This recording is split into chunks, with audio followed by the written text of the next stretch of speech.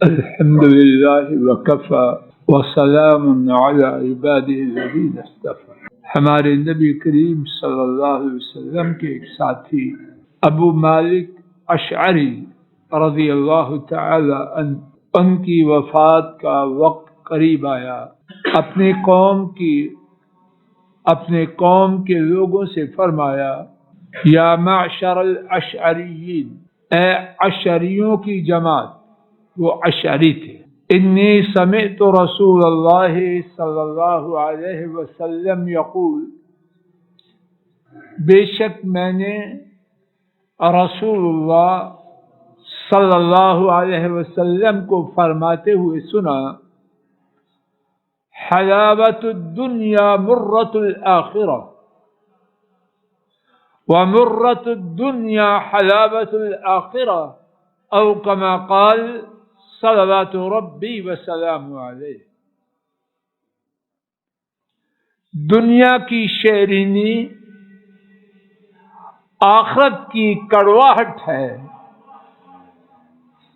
اور دنیا کا کڑوا پن آخرت کی شیرینی۔ اس حدیث شریف پر میں آپ غور کریں۔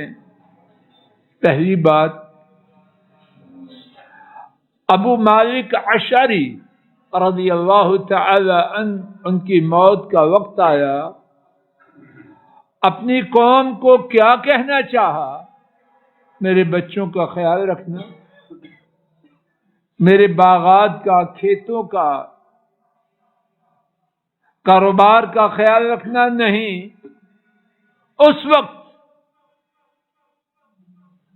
اپنی قوم کو کیا پیغام دینا چاہا؟ دین کا پیغام۔ اور دین کے پیغام میں انتخاب کس چیز کا کیا؟ رسول کریم صلی اللہ علیہ وسلم کے فرمان کا۔ اور ساتھ یہ بھی فرمایا، لِيُبَلِّغِ الشَّاهِدُ الْغَائِبَ، جو میری بات سنے وہ آگے پہنچا دے۔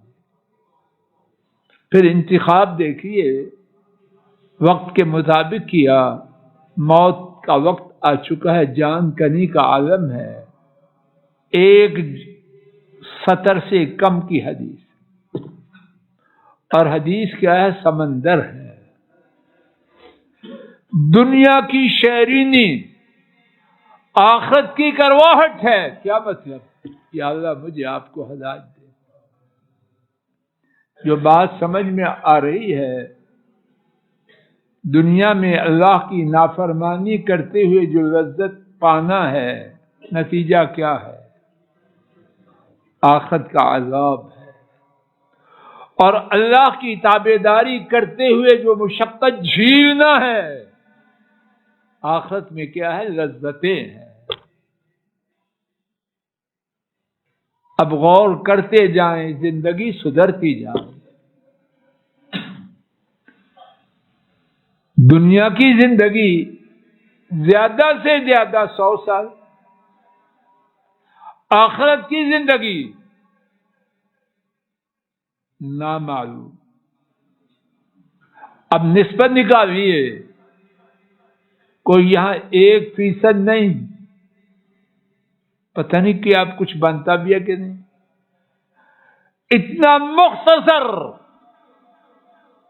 اللہ کی فرما برداری کرتے ہوئے مصیبت جھیل لے، ہمیشہ ہمیشہ لذتیں پائیں، یہ سودا چھوڑنے کا ہے۔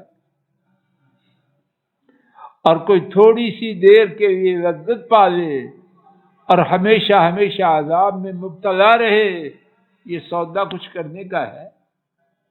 اللہ پاک مجھے آپ کو ہدایت دے، دین کی فکر دے، جو سنے جانے اسی طرح آگے پہنچانے کی توفیق دے، اور اس حقیقت کو سمجھ لیں، دنیا میں نافرمانی کی لذتیں ہمیشہ کا عذاب ہے، اور دنیا میں اللہ کی تابعداری کی مشقتیں ہمیشہ کی راحت اور آرام ہے۔